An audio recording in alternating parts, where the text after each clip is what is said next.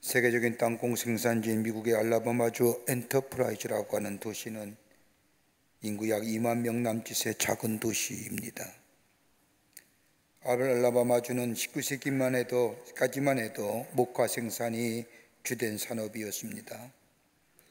그런데 1915년에 난데없이 목화 바굼이라고 하는 벌레떼가 나타나서 목화를 갉아먹기 시작하자 이 벌레로 인하여 그의 목화 농사를 완전히 망쳐버리고 말았습니다.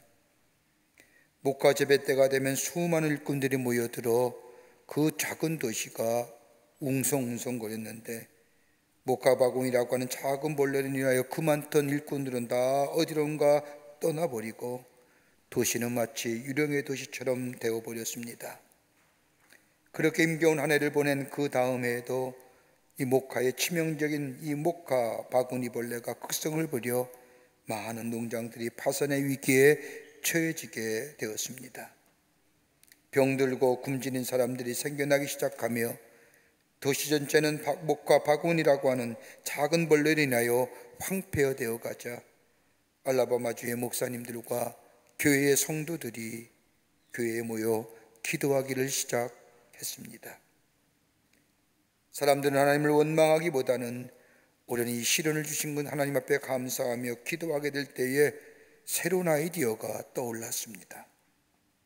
목화 농사만 지으면 벌레가 오니 목화 농사 대신에 땅콩을 심기로 한 것입니다. 땅콩을 심은 이후에 비옥한 땅에 풍년이 들었고 그것은 더 높은 수익을 가져다 주었습니다. 이런 일이 있은 후 얼마가 지난 후 산업혁명이 일어나 그 지역에 나일론 공장이 지어지고 값싼 나일론이 공급되면서 목화에 대한 수요가 급감하게 됩니다.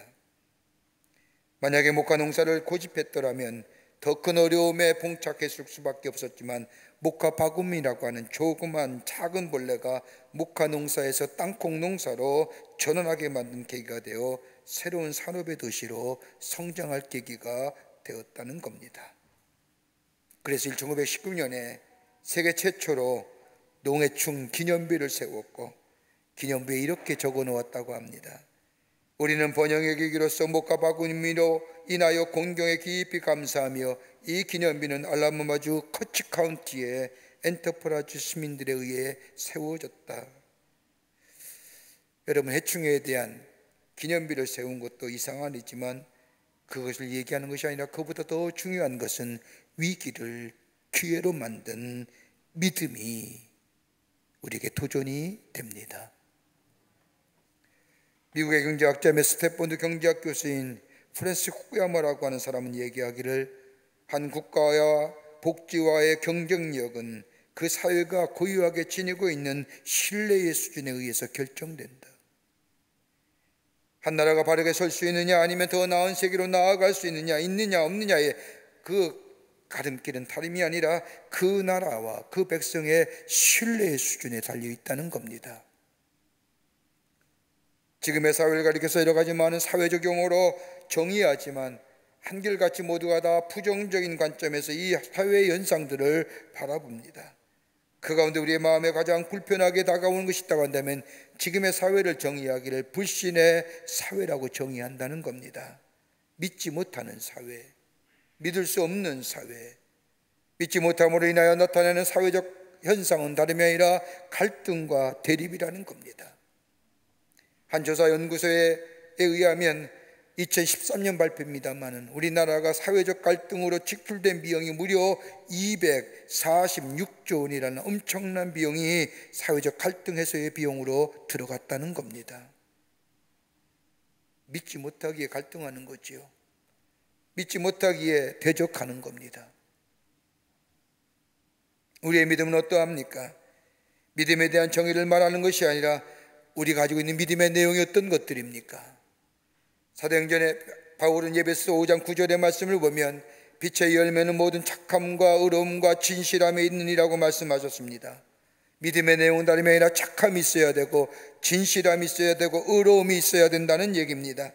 하나님을 경외하는 믿음이 우리 가운데 있게 될 때에 우리 안에 있어지는 이 믿음의 내용들, 다름이 아니라 착함이란 것은 인격이요, 의로움이란 것은 성품이요, 진실함이란 성품화된 행동이라 할 것입니다. 이게 믿음의 내용입니다.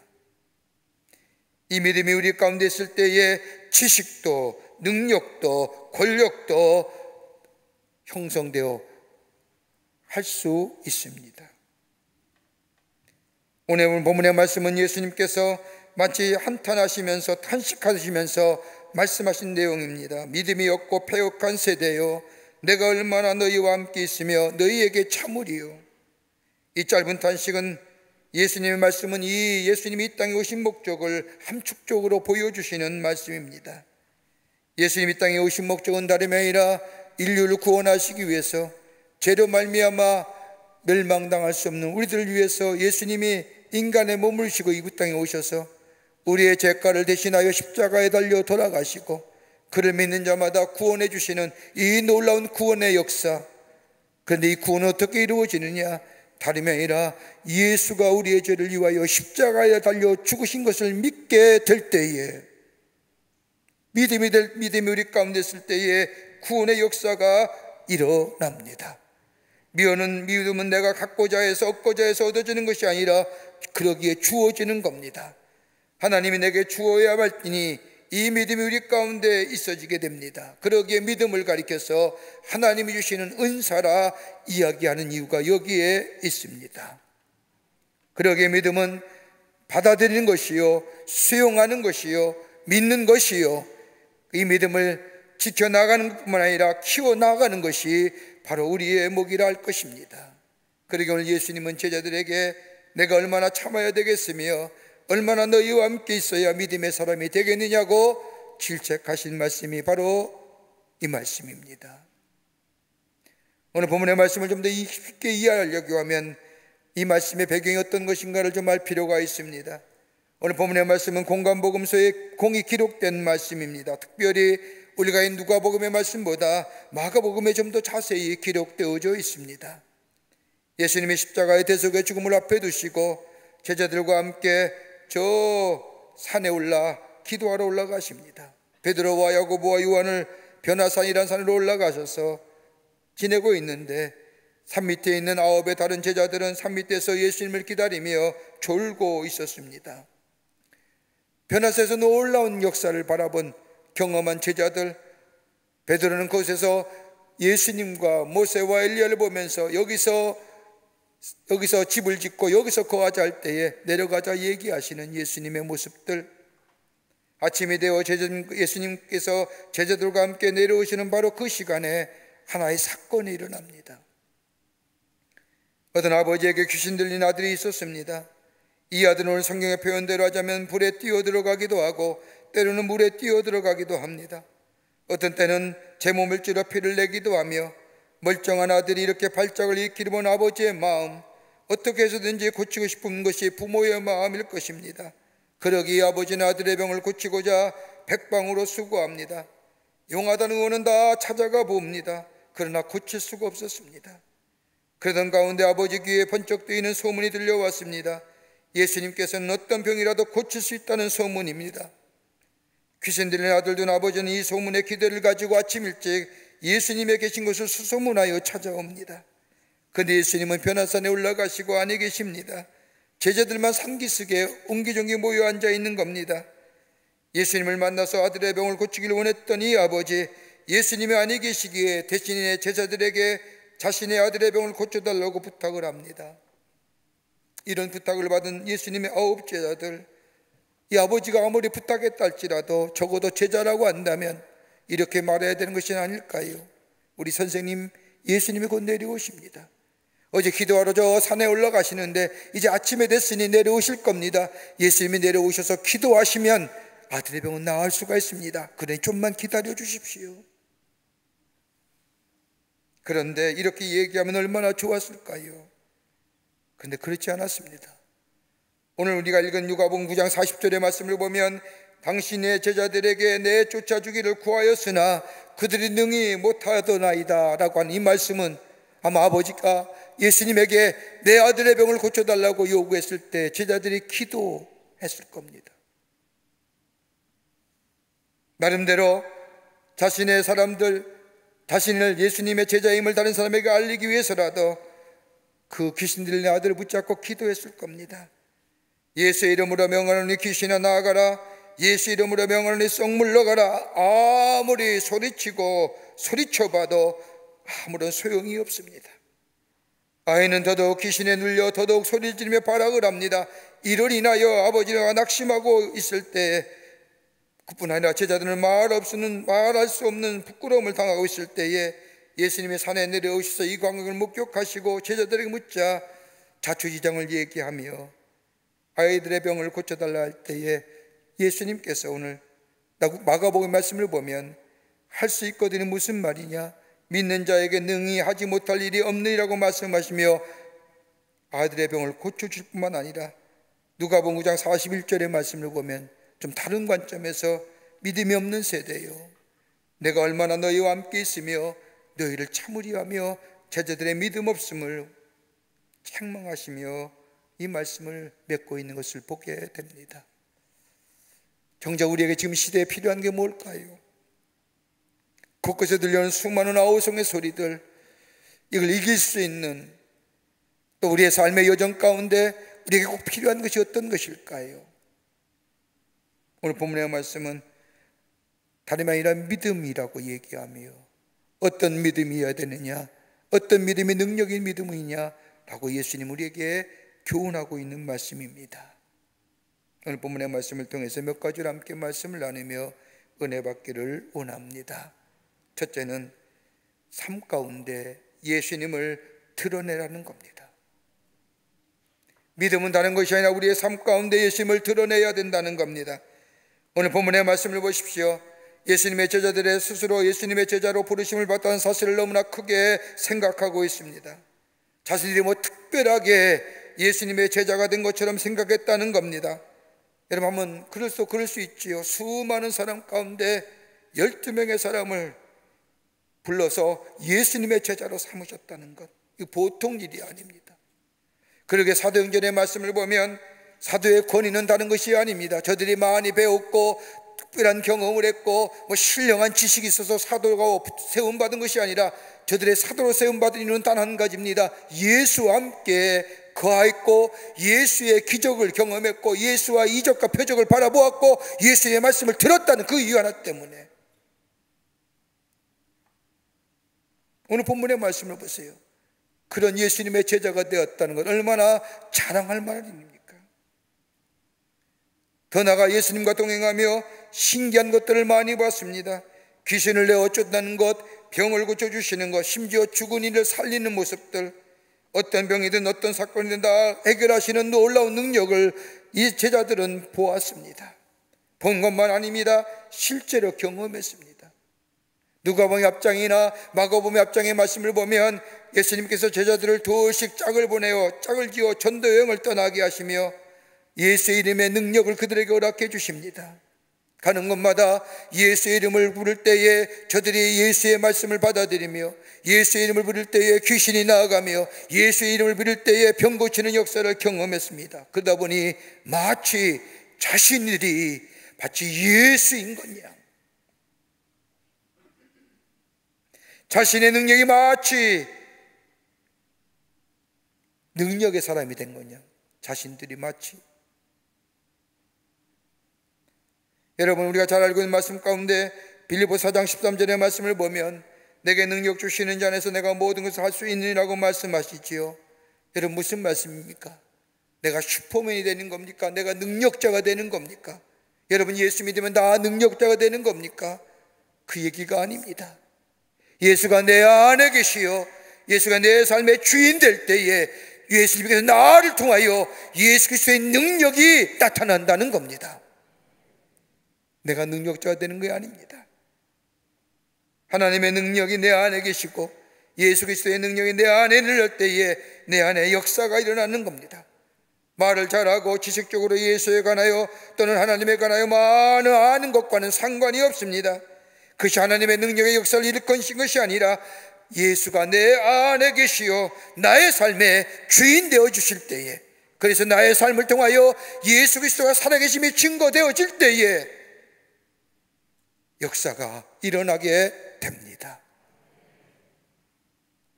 사도행전 19장의 말씀을 보면 우습기도 하고 재미난 이야기가 하나, 사건이 나옵니다. 사도 바울은 예수의 이름으로 놀라운 역사를 일으킵니다.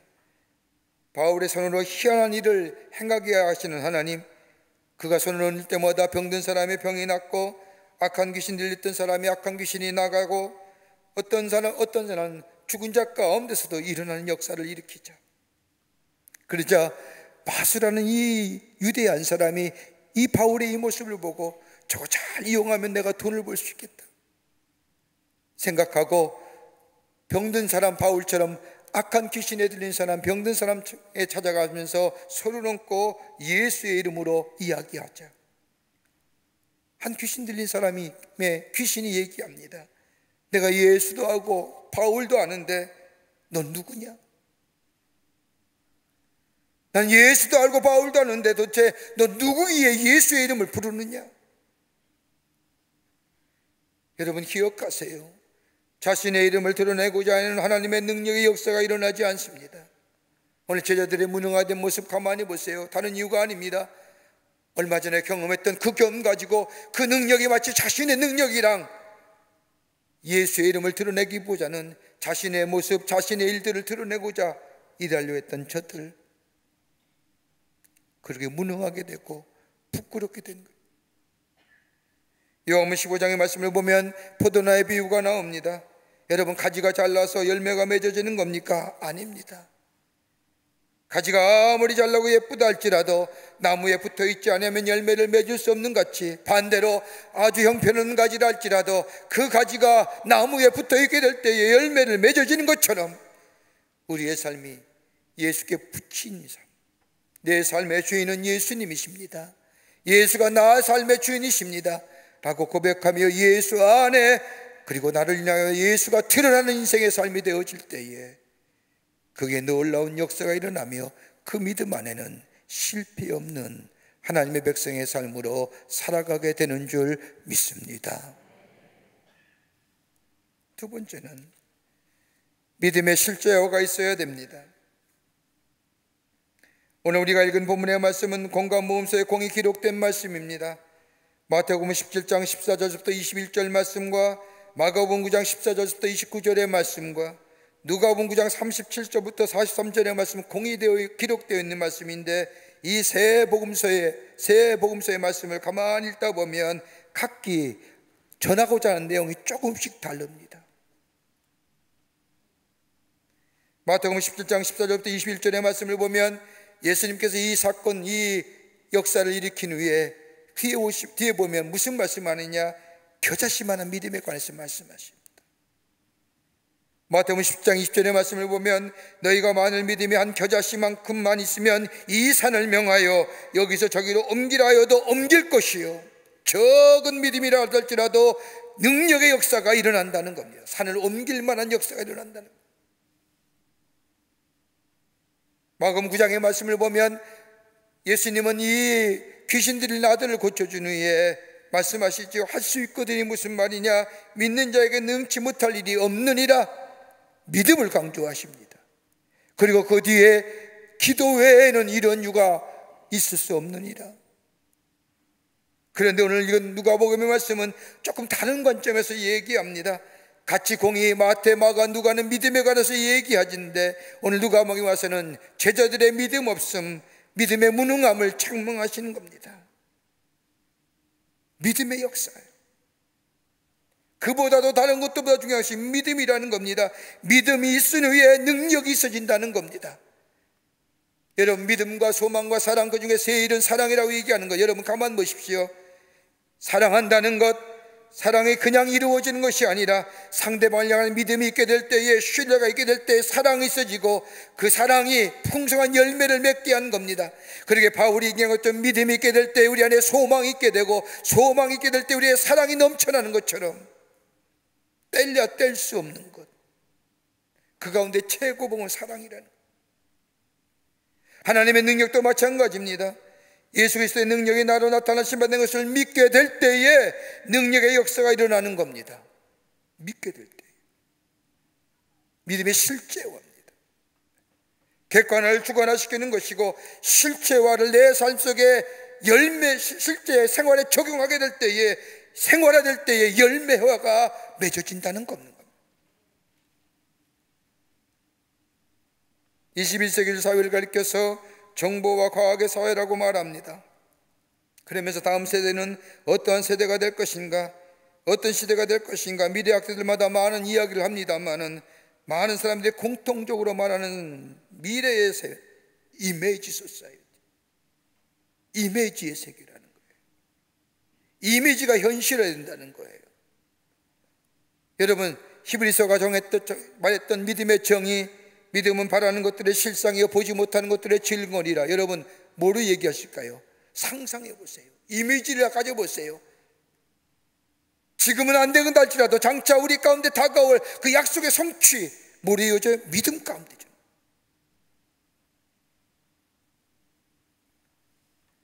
믿음의 실제화가 있는 겁니다. 오늘 제자들의 무능한 모습은 다름이 아니라 제자들의 믿음이 없었습니다. 하나님을 향한 믿음이 사라졌습니다. 예수님께서 행하신 객관적인 사실에만 관심을 가지고 있었지, 이 놀라운 기적의 능력의 역사가 예수의 안에서 자신들에게 이루어진다는 사실을 믿지 못했습니다. 사실화, 객관화시키는 건 좋아했지만 자신의 삶에 실제화시키지 못한, 적용시키지 못했다는 겁니다. 그러게 뭐예요? 기도가 없어진 거예요. 기도의 능력이 사라진 거예요. 믿음이 있을 때 기도할 수 있고, 기도하기에 믿음이 증가하며, 기도 없는 믿음은 지식에 불과하고 자기 신뢰에 불과한 겁니다. 자주 드리는 말씀이지만 사무엘에게 기름 부어 이스라엘의 마지막 사사요 제사장을 기른 엘리 제사장의 모습을 보십시오. 여러분, 블레셋에 들어오고 전쟁을 하고 자신의 아들이 나아가 전쟁터에 나가는데 나라가 위기에 처해 있는데 엘리의 모습 가만히 보세요. 어디 성경을 찾아봐도 기도했다는 얘기가 안 보여요. 나라가 무너져 가는데, 백성이 언제 죽을지 모르는데 나라의 영적인 것과 정신적인 책임이었던 이 제사장, 기도했다는 모습을 찾아볼 수 없어요. 얼마든지 제사를 드릴 수 있어요. 대속죄일에 대제사장으로 이스라엘 백성의 질고와 죄를 위하여 대신하여 저 상막에 들어가 제사는 드릴 수 있을지 모르지만은 뭐예요? 능력의 역사는 일어나지 않는 거예요. 형식만 남아있는 거예요.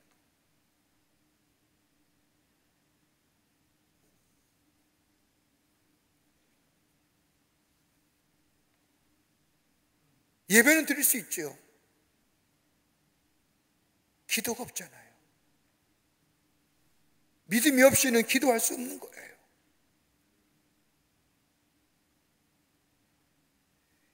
사세기의 그리스도교의 설교가였고 성인인 요한 크리소스토모스라고 하는 사람이 유독시아라고 하는 황후로 인하여 유배를 떠나게 됩니다. 예수 믿었다는 이유 하나 때문에, 그리고 나라에 충성하고 나라의 정권에 야합하지 않는다는 이유 때문에 이 크리소스토모스가 유배를 가면서 배에서 이런 얘기했답니다. 아주 유명한 설교를 남았습니다. 주님이 나와 함께 하시니까 두려움이 없습니다. 나를 쫓아내면 나는 엘리야와 같이 될 것이고, 나를 바다에 던지면 나는 요나처럼 될 것이며, 나를 구덩이에 던지면 나는 에레미야처럼 될 것이고, 나를 돌로 치면 나는 스데반처럼 될 것이며, 내가 목매임을 당하면 나는 세례 요한처럼 될 것이고, 나를 매로 때리면 나는 사도 바울처럼 될 것입니다라고 얼굴에 웃음을 띠고 여유만만하며 떳떳하게 서서 유배로 가는 배를 타고 유배장으로 지역으로 갔다는 겁니다. 믿음이 없인 불과한, 믿음의 실제화가 있죠.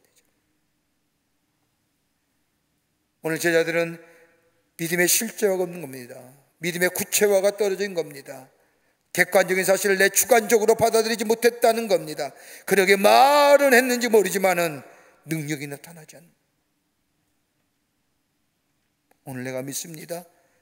그때 행했던 역사 오늘 내게도 일어날 줄 내가 믿습니다 라고 믿음으로 고백하며 그 믿음을 내 안에 새기고 그 믿음대로 살아가게 될 때에 그 믿음 안에는 실패함이 없습니다. 그리고 오늘 주님은 제자들의 그 믿음 보시고 한탄하시는 거예요. 믿음이 없는 세대요, 패역한 세대요, 내가 얼마나 너와 함께 하리요.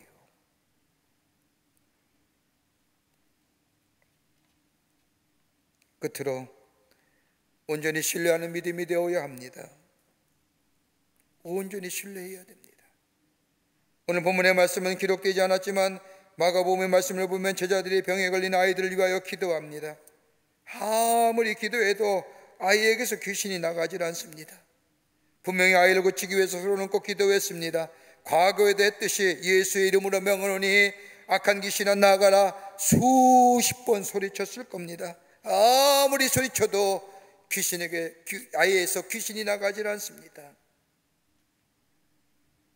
여러분, 그 앞장에 마가복음 10장의 말씀을 마가복음 10장의 말씀을 보면 예수님께서 제자들을 둘씩 짝지어 전도하러 내보내십니다. 전도하러 제자들을 내보시면서 예수님께서 제자들에게 귀신 내어쫓는 능력을 주십니다. 그리고 병 고치는 능력도 주십니다. 둘씩 짝을 지어 전도 여행을 떠난 제자들, 사람을 만날 때마다 하나님의 나라의 복음을 전할 때마다 놀라운 역사가 일어납니다. 그뿐 아니라 전도하러 가는 도중에 병자를 만났습니다. 기도하니 병자가 나은 겁니다. 정신적으로 업당하고 괴로운 사람들에게 예수의 이름을 명하게 될 때에, 그리고 기도하게 될 때에 귀신이 나가는 놀라운 능력을 경험했습니다. 엄청난 일입니다. 이렇게 놀라운 역사와 능력을 경험한 제자들, 전도여행에 돌아와 예수님께 보고하기를, 예수님 굉장했습니다. 우리가 주님의 이름으로 명령하니 귀신들이 벌벌 떨며 항복하나이다라고 그 벅찬 감격, 벅찬 강엄들을 예수님 앞에 보고합니다. 그 일이 있은 지 얼마 안 지난 거예요. 아직도 그 영혼이 제자들의 마음속에 있습니다. 내가 예수의 이름으로 명했더니 귀신이 나가고, 예수의 이름을 명했더니 병이 고쳐지며, 예수의 이름을 명했더니 많은 사람들이 예수의 말씀을 듣고 복음을 받아들인 역사, 그 흥분, 그 놀라운 일들, 그 경험, 그 성공들. 그런데 한 아버지가 귀신 들린 아들을 자신에게 데려온 겁니다. 기도해달라는 겁니다. 여러분 같으면 했겠습니까? 안 하겠습니까? 하지요. 왜요? 며칠 전만 해도 기도의 역사가 일어났는데. 그런데 안 되는 거예요. 역사가 일어나지 않는 거예요. 과거의 성공은 기억했는지 모르지만 성공의 원인을 잊어버린 거예요. 형상만 기억하고 있지 본질을 잃어버린 거예요. 놀라운 기적과 이적의 본질은 자신들의 능력과 자신들의 외침이 아니라 예수였다는 사실을 잊어버린 거예요.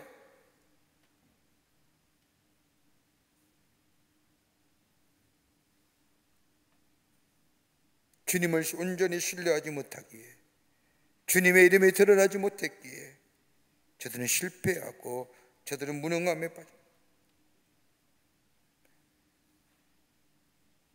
주님을 온전히 신뢰하는 믿음. 여러분, 인생의 결정적인 위기나 삶의 위기 앞에서 우리는 얼마나 예수님을 의지하며 신뢰하며 삽니까? 얼마나 기도의 자리에 나아가고 있는지요. 오늘 제자들의 그 모습을 보면서 주님은 믿음이 없고 패역한 세대여, 내가 얼마나 너희와 함께 있으며 너희에게 참으리오라고 책망하시는 거예요.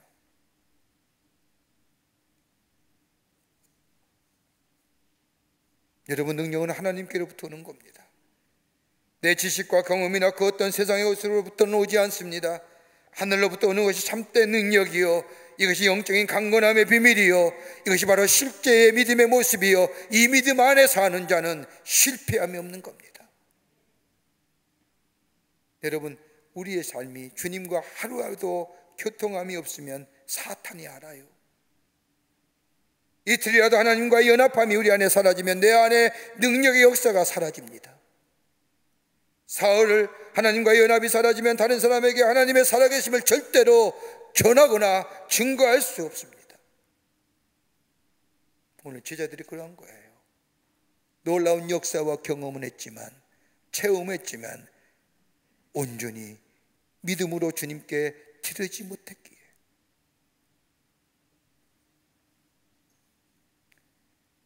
그리스도의 삶은 다름이 아니라 하나님을 드러내는 삶이요, 하나님 우리의 삶 가운데 드러낼 뿐만 아니라 믿음 안에서 예수의 거룩한 습관을 담아 기도하며 나아가는 삶이요, 그리고 거룩한 영의 인도함 받는 삶이 될 때에 그 믿음 속에 실패함이 없고 우리의 삶 속에 풍성함의 역사, 하나님이 살아계심을 증거하는 복된 하나님 나라의 백성의 삶으로 살아가게 되는 줄 믿습니다. 이런 믿음의 삶을 걸어가시는 여러분과 저와 되시기를 주의 이름으로 축원합니다. 살아서 역사하시는 전능하신 하나님, 저희들 주께서 사랑해 주셔서 하나님의 백성으로 삼으시며 우리의 삶 가운데 놀라운 이적과 기적의 역사를 통하여 하나님의 살아계심을 증거케 해주심에 감사를 드립니다. 매일매일 삶 속에 주님을 경험하며 주님과 동행하며 주님의 역사를 써내려가는 저희들 되게 하여 주셔서 나의 삶을 통하여 온전한 믿음의 모습을 통하여 저 많은 자들에게 하나님의 살아계심을 증거할 뿐만 아니라 실패 없는 풍성한 열매가 맺어지는 하나님의 백성의 삶으로 살아가게 도와 주시옵소서. 성령이 도우실 줄 믿으며 예수님의 이름으로 기도하옵나이다. 아멘.